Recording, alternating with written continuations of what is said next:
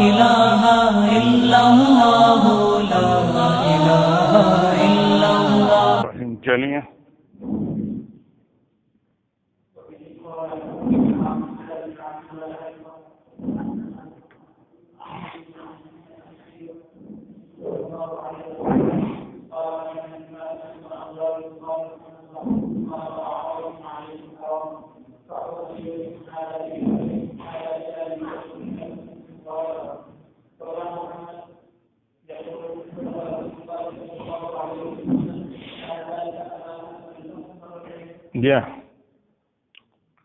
ذکر کیا گیا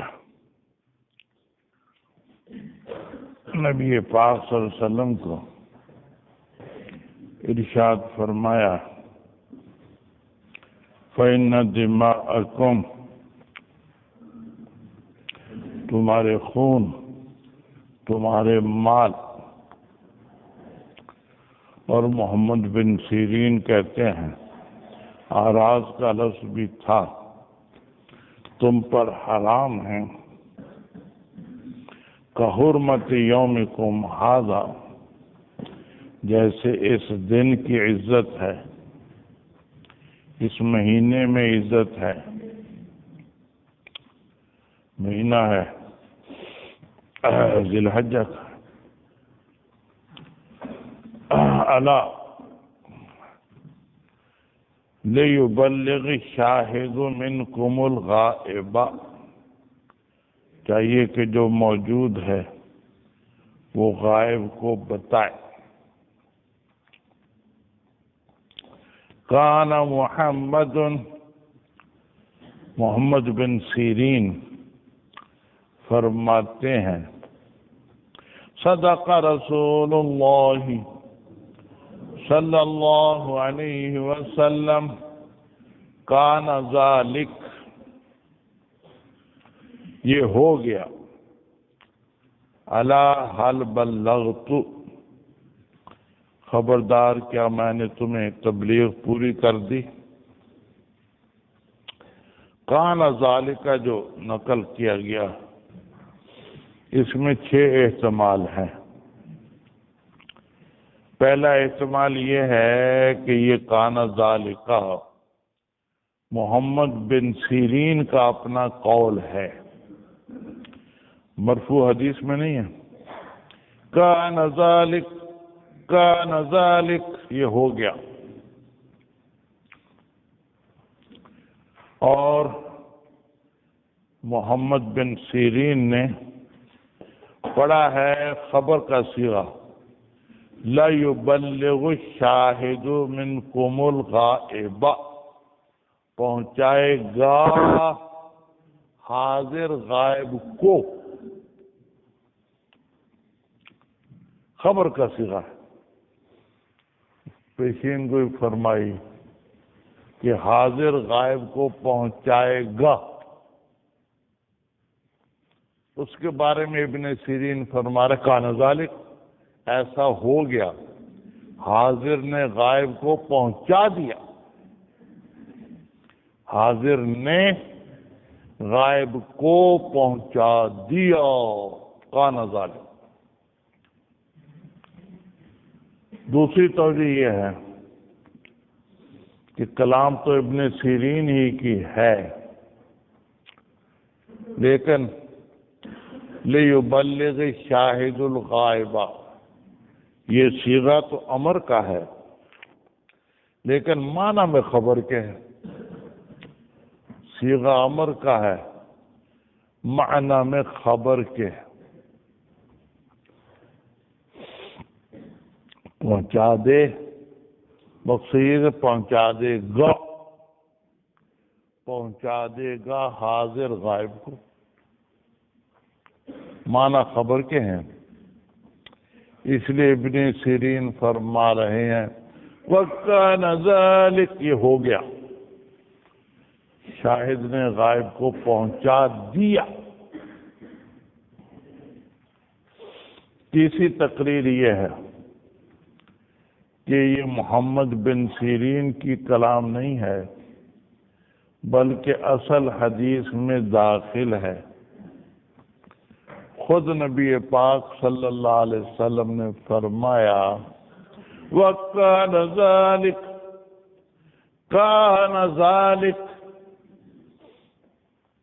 ایسا ہو گیا. کیا مطلب؟ میں نے جو حکم دیا ہے لِيُبَلِّغِ شَاهِدُ الْغَائِبَ حاضر غائب کو پہنچا دے، یہ بہت ضروری ہے. گویا کہ اس پر عمل ہو چکا، میں خبر دے رہا ہوں کہ پہنچا دیا. تاکید کرنی مقصود ہے. لِيُبَلِّغِ شَاهِدُ الْغَائِبَ. جی ہاں پہلے سبق پڑھ لے پھر کنگھی کر لے. پہلے سبق پڑھ لے. ٹوپی بھی ٹھیک کریں، ٹوپی آپ کی آگے.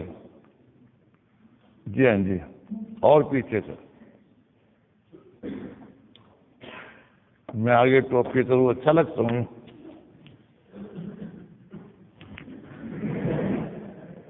اچھا رہے گا.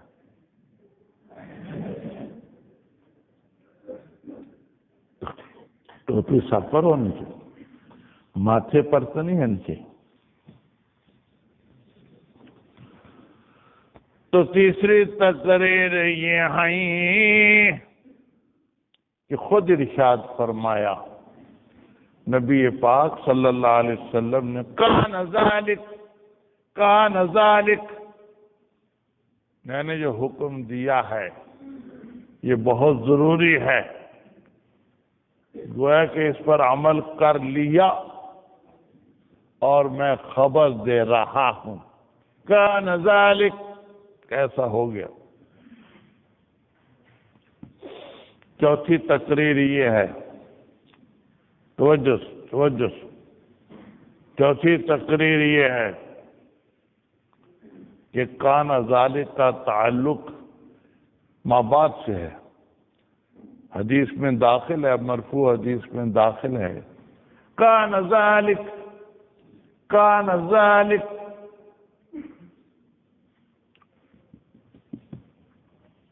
لیکن اس کا تعلق آئندہ عبارت سے ہے. کیا؟ الا حل بلغت، اس کے بارے میں پہلے ہی فرما دیا کہ میں نے پہنچا دیا ہے.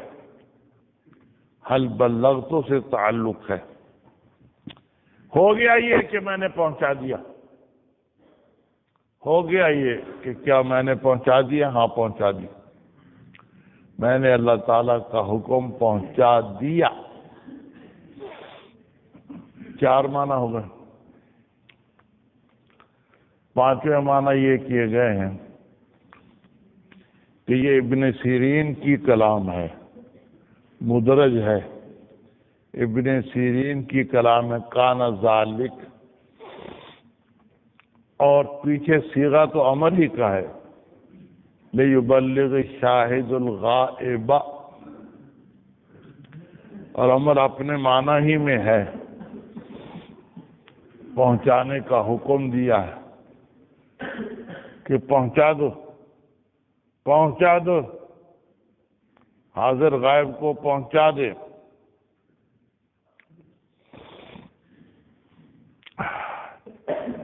کان ذالک کے معنی ہیں کہ لیبلغ کے اندر جو مصدر ہے تبلیغ، وہ مصدر ذالکہ کا مشارن ہے. کان ذالک التبلیغ، یہ تبلیغ ہو گئی. صیغہ تو امر ہی کا ہے لیبلغ شاہد الغائب، شاہد غائب کو پہنچائے.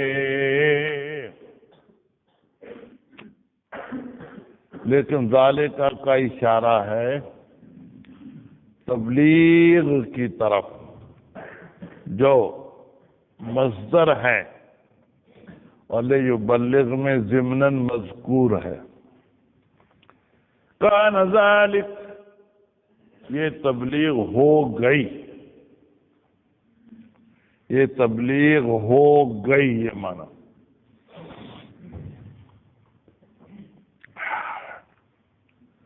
چھٹی توجہ یہ ہے کہ کان ذالک یہ ابن سیرین کا قول ہے،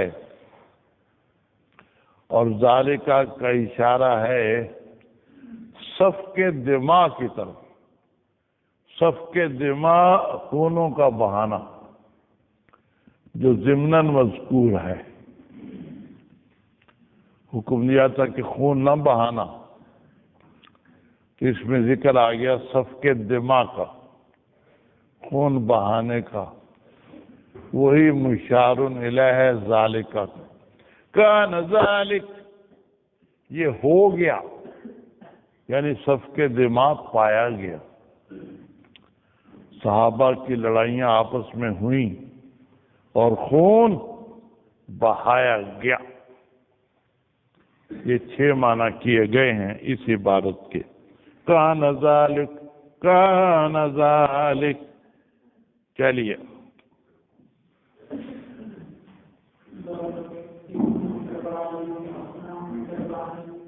جی ہاں جی ہاں جی ہاں جی ہاں جی ہاں جی ہاں، گناہ اس کا جو جھوٹ بولے نبی پاک صلی اللہ علیہ وسلم پر،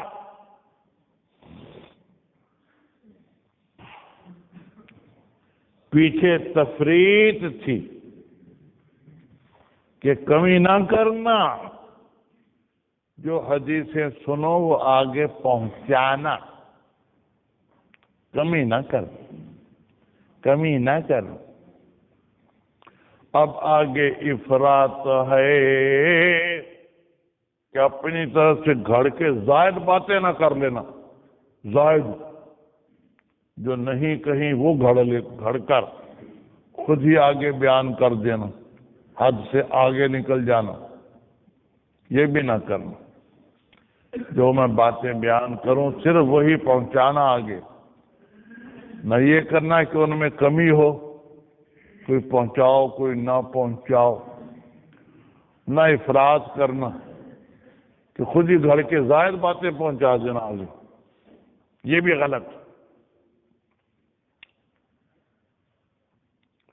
اور اس میں رد ہے کرامیہ کا اور بعض صوفیہ کا۔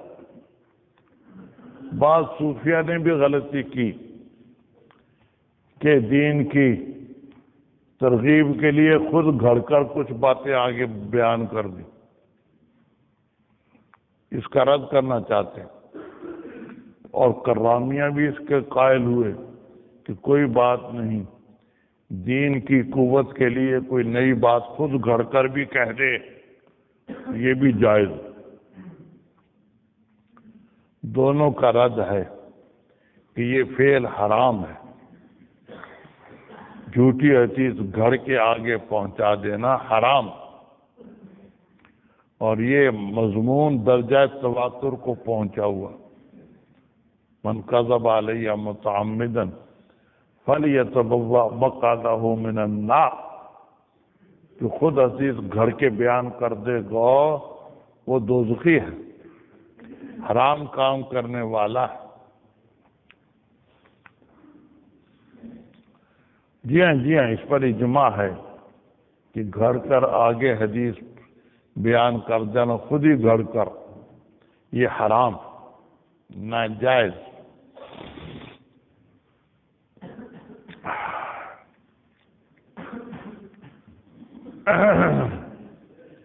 کرامیہ اور بعض صوفیہ یہ کہتے ہیں کہ جب دنیا کے کسی کام کے لیے جھوٹ بول دینا جائز ہے، تو دین کے لیے اگر ہم کوئی جھوٹی بات کہہ دیں تاکہ دین کا شوق پیدا ہو جائے تو یہ بھی جائز ہونا چاہیے، یہ بھی جائز ہونا چاہیے۔ اور من کذب علیہ، یہاں علی کا لفظ آتا ہے، جو میرے خلاف جھوٹی بات کہے۔ ہم تو کذب لہو کہتے ہیں، دین پر عمل کرنے کا شوق دلانے کے لیے جھوٹی حدیثیں بیان کر دیتے ہیں۔ یہ من کذب علیہ نہیں ہے، یہ کذب لہو ہے۔ لیکن یہ غلط ہے، ان کا یہ کہنا غلط ہے۔ من قذب علیہ دونوں کو شامل ہے، دین کے فائدے کی بات ہو یا دین کے نقصان کی بات ہو، کوئی بھی گھڑ کر اپنی طرف سے بیان نہیں کر سکتا، کیونکہ ایسا کرنے سے مسائل پر امن نہیں رہے گا۔ پتہ نہیں یہ فرمایا ہے یہ خود گھڑ لیا اس نے، شریعت پر امن نہیں رہے گا۔ یہ مسئلہ واقعی آپ نے بتایا بھی ہے یا خود اس نے گھڑ لیا، اسے جائز نہیں ہے، نہ شریعت کی تائید کے لیے نہ شریعت کی مخالفت کے لیے کوئی حدیث خود گھڑ کر بیان کر دینا حرام۔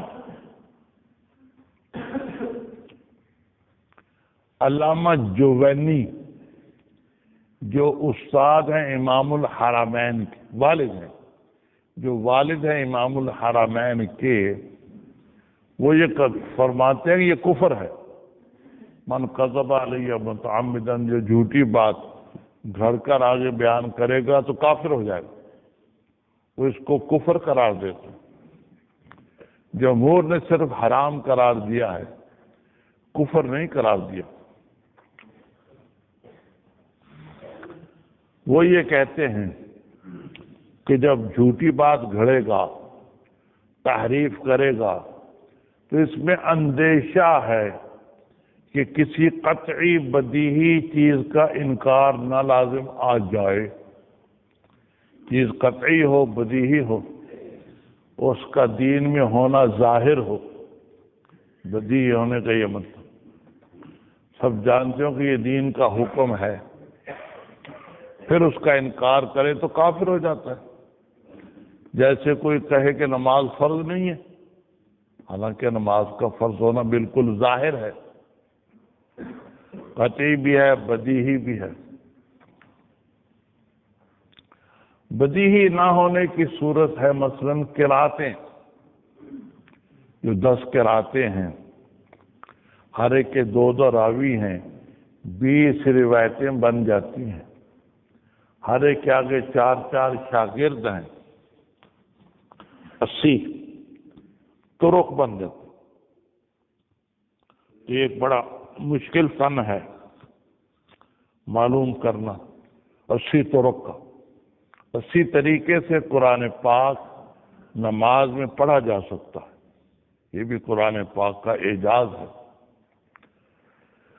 وہی الفاظ ہیں، معمولی فرق کے ساتھ 80 طریقے سے پڑھے جا سکتے۔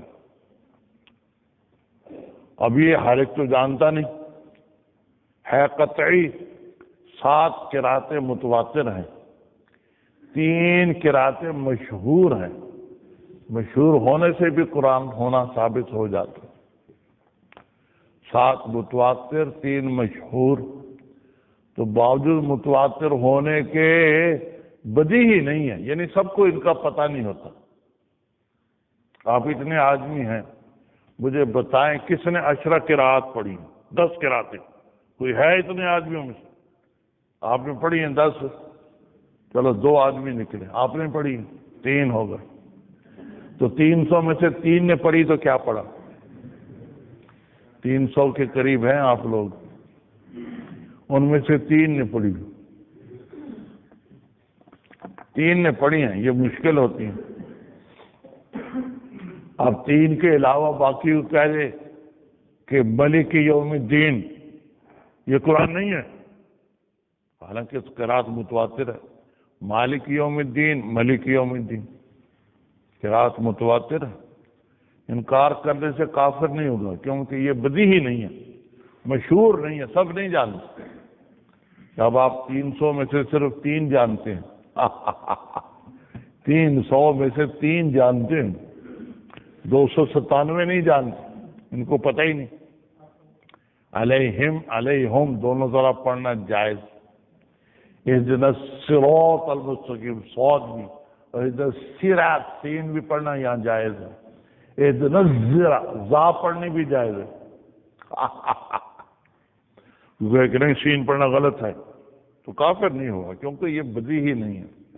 مشہور نہیں ہے، ٹھیک، سب نہیں جانتے، ہے تو قطعی، قراتیں قطعی ہیں، 10 قراتیں قطعی ہیں، اس لیے نماز میں بھی پڑھ سکتے ہیں، لیکن یہ بدیہی نہیں ہے کیونکہ سب نہیں جانتے، اس لیے اس کے انکار سے کافر نہیں ہوگا، اس کے انکار سے کافر نہیں ہوگا، تو قطعی بھی ہو اور بدیہی بھی ہو، مشہور ہو، جیسے نماز ہے، روزہ ہے، کوئی نماز کا انکار کرے کافر، کوئی روزے کا انکار کرے کافر، کوئی حج کا انکار کرے کافر، کوئی جہاد کا انکار کرے کافر، ٹھیک، جہاد ہونا چاہیے، خاص طور سے امریکہ کے خلاف ہونا چاہیے،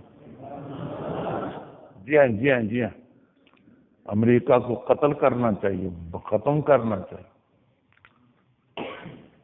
تو جہاد ہے تو ثابت، احادیث سے ثابت ہے، قرآن پاک سے ثابت، ٹھیک، اس کا انکار کرے گا تو کافر ہو جائے گا، کوئی جہاد کا انکار کرے تو کافر، تو قطعی بدیہی کے انکار سے کافر ہوتا ہے۔ امام جوینی جو والد ہیں امام الحرمین کے، وہ کہتے ہیں کہ یہاں بھی ہو سکتا ہے، جب یہ خود گھر گھر کے حدیثیں بیان کر رہا ہے، ہو سکتا ہے اس کے ضمن میں کسی قطعی بدیہی کا انکار بھی پایا جائے، ہو سکتا ہے، ہم کہتے ہیں صرف احتمال سے کافر نہیں ہوتا، معمولی احتمال سے شاید کسی قطعی بدیہی کا انکار لازم آ جائے، اس سے کافر نہیں ہوتا، صراحتاً انکار کرے کسی قطعی بدیہی حکم کا، صراحتاً انکار کرے، جیسے کوئی صراحتاً کرے کہ نماز فرض نہیں ہے، کوئی صراحتاً کہے روزہ فرض نہیں ہے، اس طرح سے انکار کرے صاف، پھر کافر ہوتا ہے۔ احتمال کہ خود گھر کے حدیثیں بیان کر رہے ہیں، شاید اس کے ضمن میں کسی حکم کا انکار بھی ہو جائے، اس سے کافر نہیں، اس لیے جمہور اسی کے قائل ہیں کہ فعل حرام ہے، خود حدیث گھر کے بیان کرنا حرام ہے، لیکن کفر نہیں ہے، کفر کے لیے ضروری ہے کہ صراحتاً کسی قطعی بدیہی کا انکار کرے، ٹھیک، تو یہ مسئلہ اب یہاں بیان کرنا چاہتے ہیں۔ پڑھیے پہلی روایت۔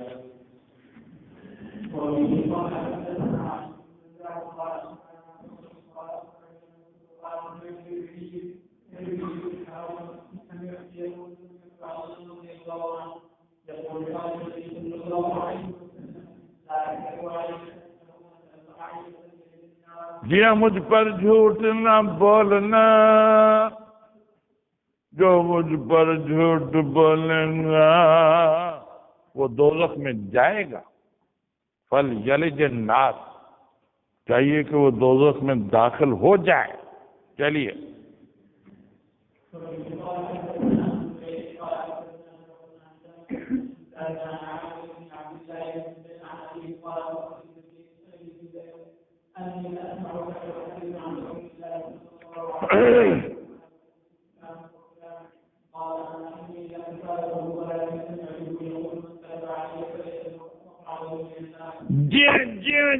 جی میں نے حضرت زبیر سے کہا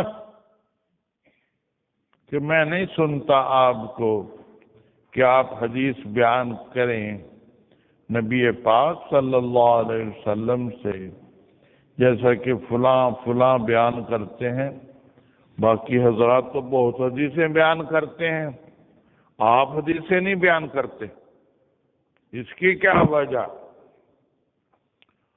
انہوں نے کہا کہ انی لم افارق ہو، میں ہمیشہ ساتھ ہی رہا ہوں نبی پاک صلی اللہ علیہ وسلم کے، اور میں نے بہت سی حدیثیں سنی ہیں، لیکن میں نے یہ بھی تو سنا ہے من کذب علی متعم فلیتبوأ من کذب علی فلیتبوأ مقعدہ من النار، جو جھوٹ بولے گا وہ دوزخی ہے۔ میں ڈرتا ہوں کہ بیان میں کوئی غلطی نہ ہو جائے، بیان میں کوئی غلطی نہ ہو جائے، ڈرتا رہتا ہوں، اس لیے میں حدیثیں بیان نہیں کرتا، اس لیے میں حدیثیں بیان نہیں کرتا۔ چلیے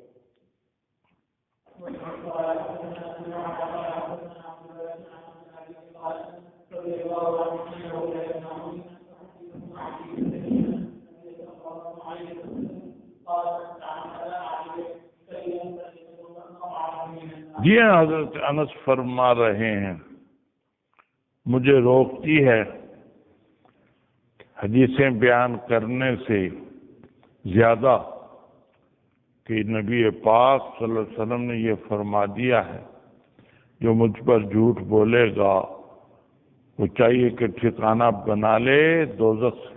ڈرتا ہوں، اسی لیے میں تھوڑی حدیثیں بیان کرتا ہوں، جو یقینی یاد ہوتی ہے صرف وہ بیان کرتا ہوں، جس میں شبہ ہوتا ہے وہ نہیں بیان کرتا۔ چلیے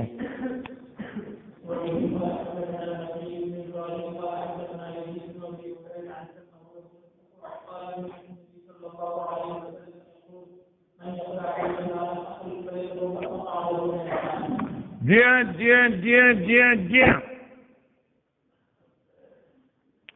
اس روایت میں امام بخاری اور نبی پاک صلی اللہ علیہ وسلم کے درمیان صرف 3 راوی ہیں، مکی بن ابراہیم، یزید بن ابی عبید اور سلمہ، بس صرف 3 راوی ہیں درمیان۔ ایسی حدیث کو ثلاثی کہتے ہیں، یہ پہلی ثلاثی حدیث ہے جو صحیح بخاری میں آ رہی ہے۔ مکی بن ابراہیم یہ امام ابو حنیفہ رحمہ اللہ تعالی کے بلا واسطہ شاگرد تھے، تو ان سے بھی کچھ حدیثیں مل گئیں ان کو امام بخاری رحمۃ اللہ علیہ، حالانکہ امام صاحب بہت پہلے تھے، امام بخاری بہت پیچھے تھے، لیکن چند حدیثیں ان کو مل گئیں، ان میں سے یہ پہلی ہے۔ 20 سے کچھ زائد حدیثیں صحیح بخاری میں ثلاثی ہیں، ان میں صرف 3 راوی ہیں درمیان میں، امام بخاری اور نبی پاک صلی اللہ علیہ وسلم کے درمیان صرف 3 راوی۔ ہمارے امام صاحب تابعی ہیں، 7 صحابہ کی زیارت کی ہے امام ابو حنیفہ رحمہ اللہ تعالی، 7، 6 اور 1 7 صحابہ کی زیارت کی ہے، اور ان میں سے بعض سے کوئی حدیث بھی لیے، بعض سے کوئی حدیث بھی لی ہے تو وہ حدیث احادی بن جائے گی، احادی، صرف 1 راوی درمیان میں، امام ابو حنیفہ اور نبی پاک صلی اللہ علیہ وسلم کے درمیان صرف 1 راوی، اور سنائی تو بہت سی ہیں، سنائی جن میں صرف 2 راوی، امام ابو حنیفہ اور نبی پاک صلی اللہ علیہ وسلم کے درمیان صرف 2 راوی۔ امام مالک رحمہ اللہ تعالی کی بھی بعضی روایتیں سنائی ہیں، صرف 2 راوی ہیں، صرف 2 راوی ہیں، ایک تابعی اور ایک صحابی، کیونکہ تبع تابعی امام مالک۔ امام محمد کی کتابوں میں بھی کچھ روایتیں سنائی ہیں، سنائی صرف 2 راوی، امام صاحب اور پھر صحابی، 2 ہی راوی۔ ٹھیک، امام بخاری رحمہ اللہ تعالی کی اونچی سے اونچی حدیث ثلاثی ہے، 3 راوی ضرور ہیں، اس سے کم نہیں، اور 20 سے کچھ زائد سلاسی روایتیں بخاری شریف میں ہیں. ترمذی شریف میں صرف ایک حدیث سلاسی ہے، صرف ایک حدیث سلاسی ہے، باقی سب میں راوی زیادہ ہے. ابن ماجہ میں بھی چند حدیثیں سلاسی ہیں، باقی نہیں. اور مسلم میں، ابو داود میں اور نسائی میں کوئی حدیث بھی سلاسی نہیں ہے. کم از کم 4 راوی ضرور ہیں، سلاسی کوئی ایک روایت بھی نہیں. اس لیے سب سے اونچی حدیثیں امام صاحب کی ہیں، اور وہ موجود بھی ہیں. مسند الامام الاعظم، مسند الامام الاعظم اس نام سے کتاب ہے جس میں امام صاحب کی روایتیں جمع کی گئیں. مسند الامام الاعظم، اس میں روایات احادی بھی ہیں، سنائی بھی ہیں، اور یہ کتاب موجود ہے، چھپی ہوئی ہے، مل جاتی ہے. تو اس وقت جو حدیث کی کتابیں موجود ہیں ان میں سب سے اونچی یہ کتاب ہے، مسند الامام الاعظم. اس میں احادیث احادی بھی ہیں، ایک راوی درمیان، اور سنائی تو بہت ساری، زیادہ سنائی ہے، کچھ احادی بھی ہیں. سب سے اونچی کتاب حدیث کی جو اس وقت دنیا میں حدیث کی کتابیں موجود ہیں ان میں سب سے اونچی یہ کتاب ہے، مسند الامام الاعظم. تو بہرحال یہ شاگرد بھی امام صاحب کے ہیں، مکی بن ابراہیم، یہ امام صاحب کے بلا واسطہ شاگرد ہیں. ان سے بھی کچھ روایتیں مل گئیں امام بخاری کو، اس لیے وہ روایتیں سلاسی بن گئی. سلاسی ٹھیک، صرف 3 راوی، امام بخاری اور نبی پاک صلی اللہ علیہ وسلم کے درمیان. چلیے آگے مضمون وہی ہے، من یقل ما علی ما لم اقل، ایسی بات کہے جو میں نے نہیں کہی. فلیتبوأ مقعدہ من النار، وہ اپنا ٹھکانہ دوزخ میں بنا لے. چلی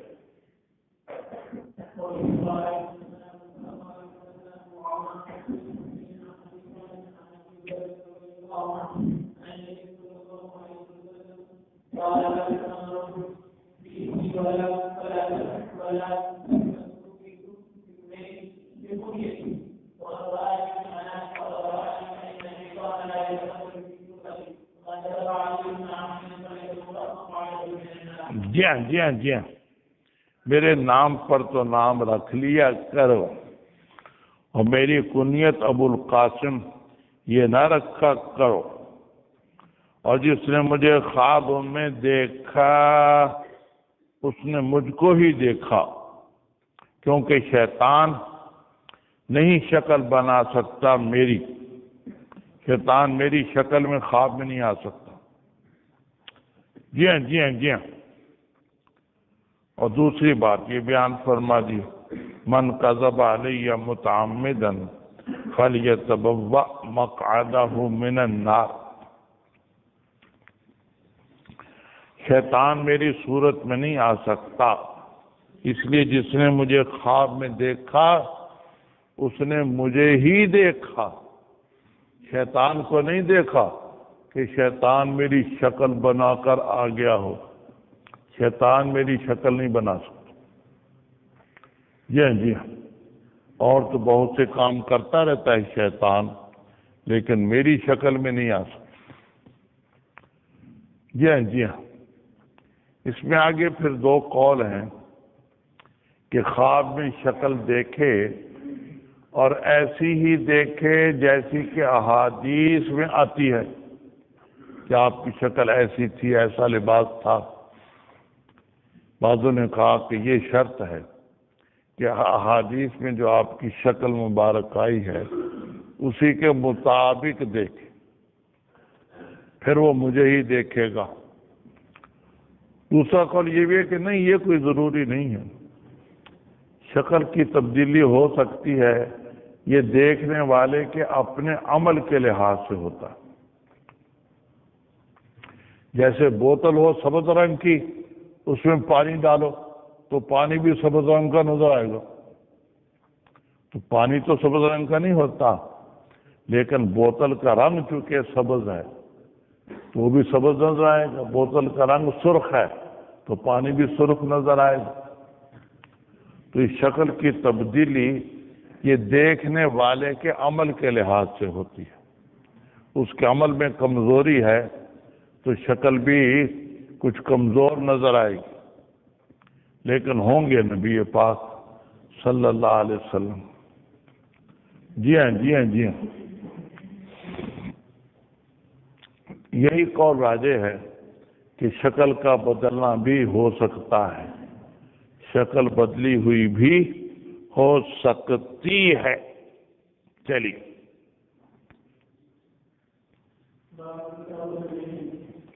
جی ہاں جی ہاں جی ہاں جی ہاں جی ہاں،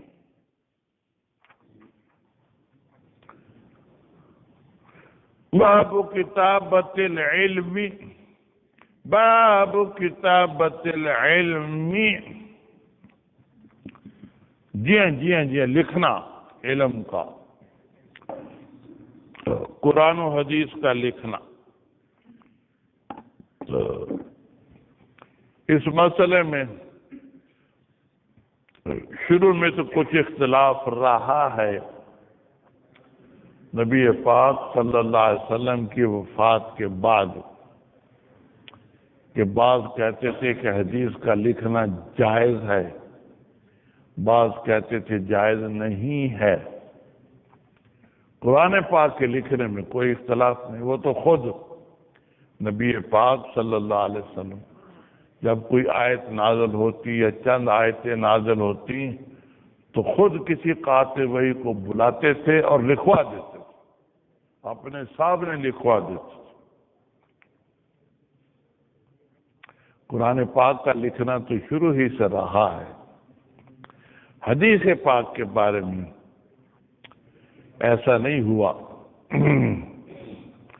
شروع میں لکھنے کی ممانعت رہی ہے، بعد میں اجازت دے دی تھی۔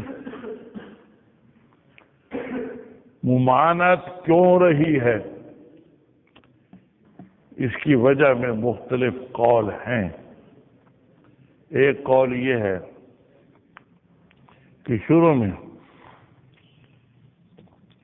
حدیث لکھنے کی ممانعت فرمائی تھی، کیونکہ قرآن پاک تو لکھا ہی جاتا تھا، اگر حدیثیں بھی لکھی جاتی تو شبہ ہو جاتا یہ قرآن ہے یا حدیث ہے۔ حکم تو اللہ تعالیٰ کے ہوتے، الفاظ حدیث کے بھی بڑے اونچے ہوتے ہیں، فصیح و بلیغ ہوتے ہیں، تو شبہ ہو سکتا تھا کہ یہ قرآن ہے یا حدیث ہے۔ حالانکہ قرآن و حدیث کے احکام میں فرق ہے۔ قرآن پاک سارا قطعی ہے، نماز میں پڑھا جاتا ہے، آیت لکھی ہو تو اس کو ہاتھ نہیں لگا سکتے بغیر وضو کے۔ حدیث میں یہ باتیں نہیں ہیں، حدیث نماز میں نہیں پڑھی جاتی، حدیث لکھی ہو تو ہاتھ بھی لگا سکتے ہیں، جنبی بھی پڑھ سکتا ہے، حائضہ بھی پڑھ سکتی ہے حدیث۔ قرآن پاک نہ جنبی پڑھ سکتا ہے نہ حائضہ پڑھ سکتا۔ تو بہرحال قرآن و حدیث میں بڑا فرق ہے۔ تو قرآن پاک تو لکھا جاتا تھا، اور شروع میں اگر حدیث بھی لکھی جاتی تو صحابہ کو سمجھنے میں غلطی ہو سکتی تھی یہ قرآن ہے یا حدیث ہے۔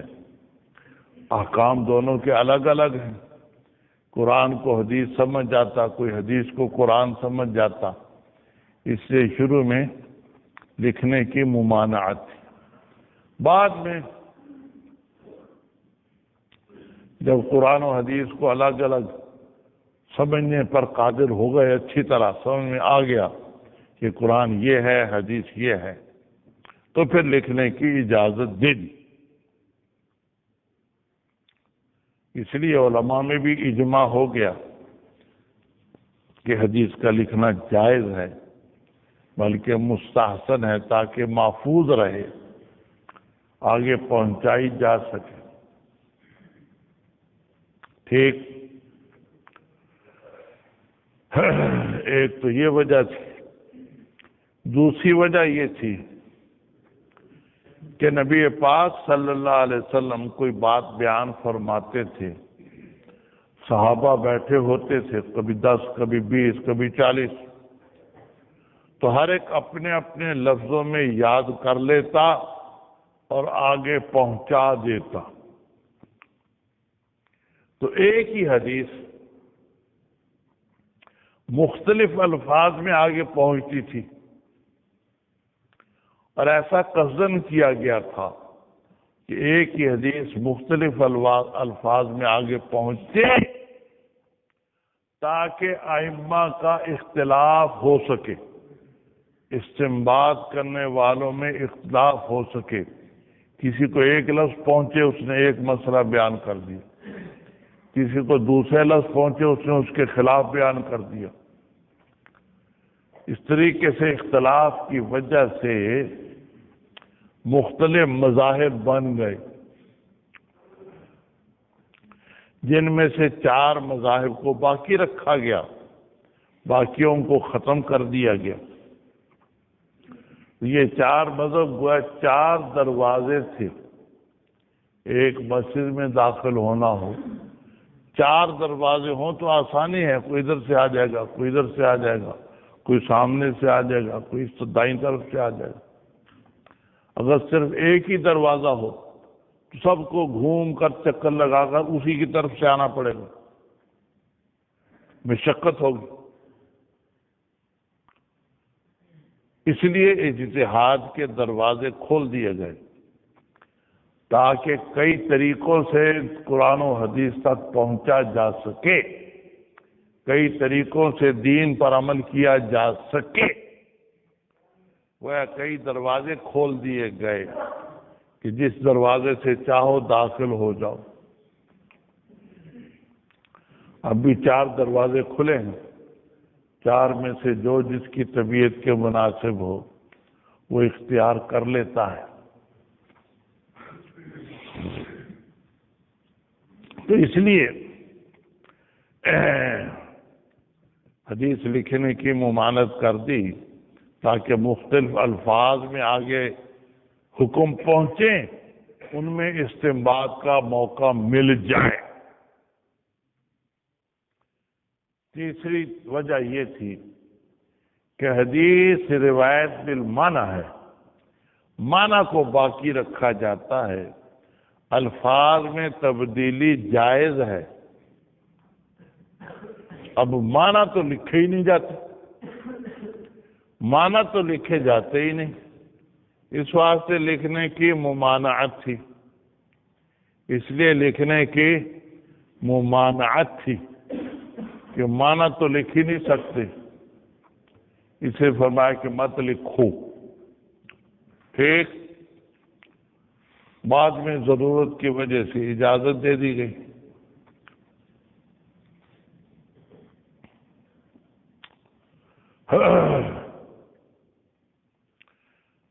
چوتھی وجہ یہ ہے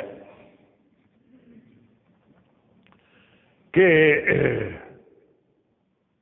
حدیث میں لکھنے کی کسی نے اجازت مانگی ہی نہیں تھی۔ قرآن پاک تو جو نازل ہوتا لکھوا دیتے، جو نازل ہوتا لکھوا دیتے۔ حدیث لکھیں یا نہ لکھیں کسی نے اجازت ہی نہیں مانگی، اس لیے آپ نے لکھنے کی اجازت نہیں دی۔ جب عبداللہ بن عمر نے اجازت مانگی کہ ہم حدیث بھی لکھ لیا کریں تو آپ نے خاموشی اختیار فرمائی، وحی کا انتظار فرمایا، وحی نازل ہو گئی، کہ ہاں لکھ لیا کرو، لکھ لیا کرو، آپ نے اجازت دے دی، ہاں لکھ لیا کرو۔ تو پہلے کسی نے لکھنے کی اجازت ہی نہیں مانگی تھی، اس لیے آپ نے اجازت نہیں دی۔ جب مانگی تو وہی کی وجہ سے آپ نے اجازت دے دی۔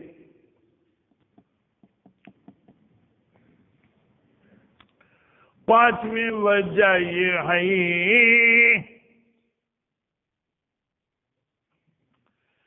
کہ یاد کرنا حدیث کا دو طریقے سے ہوتا ہے، ایک تو ضبط بالکتابت، لکھ لیا، جب چاہا کاپی کھول کر پڑھ لیا، لکھی ہوئی حدیث مل گئی، اور ایک ہے ضبط بالصدر کہ لکھا نہیں، یاد کیا، یاد کیا۔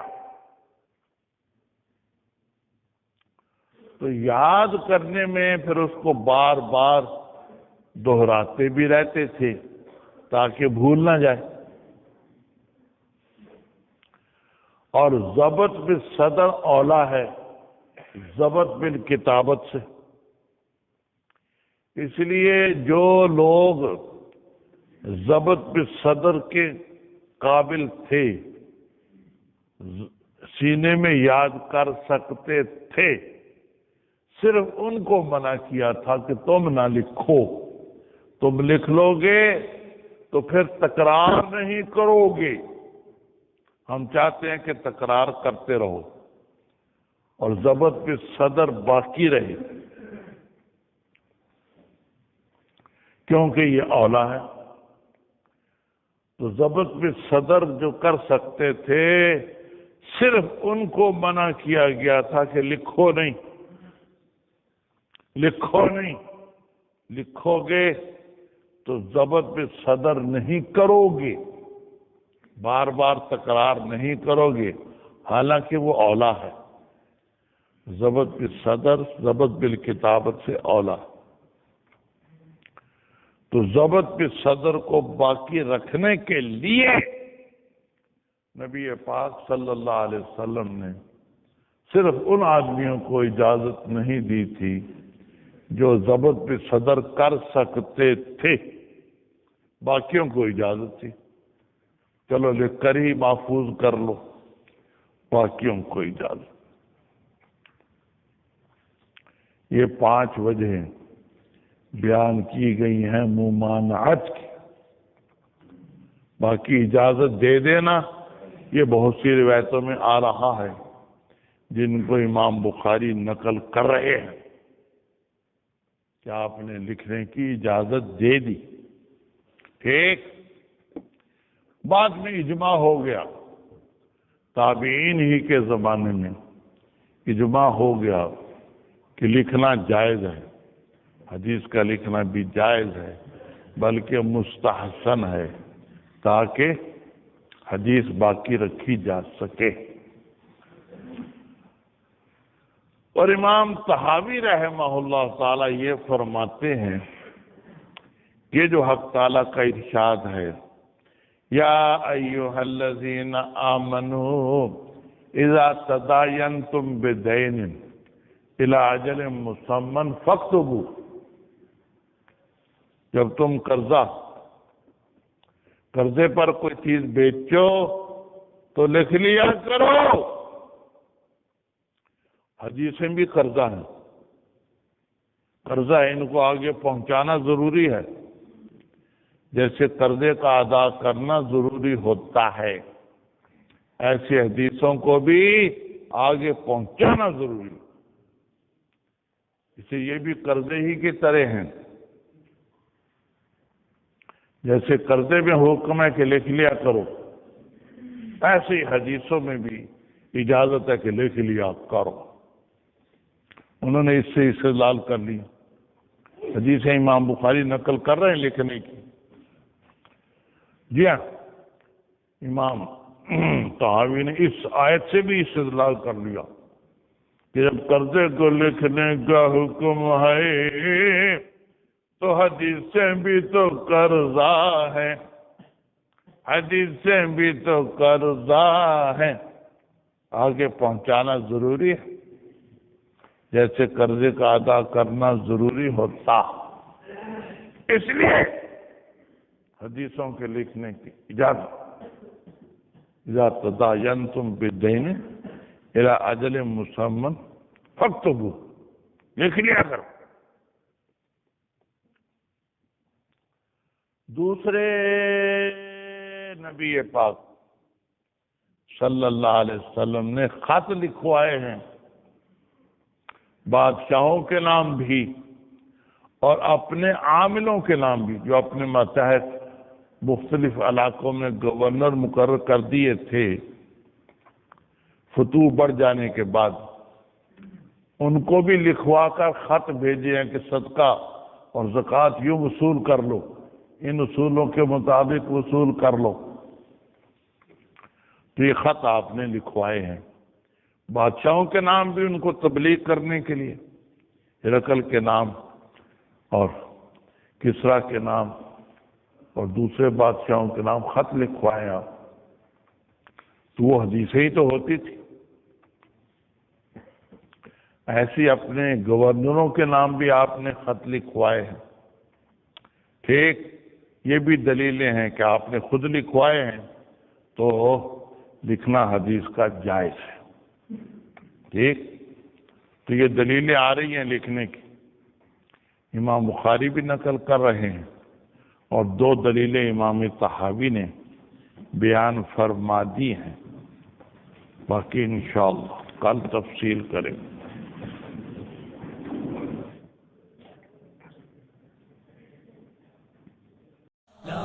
إله إلا الله لا إله إلا الله لا إله إلا الله لا إله إلا الله لا إله إلا الله لا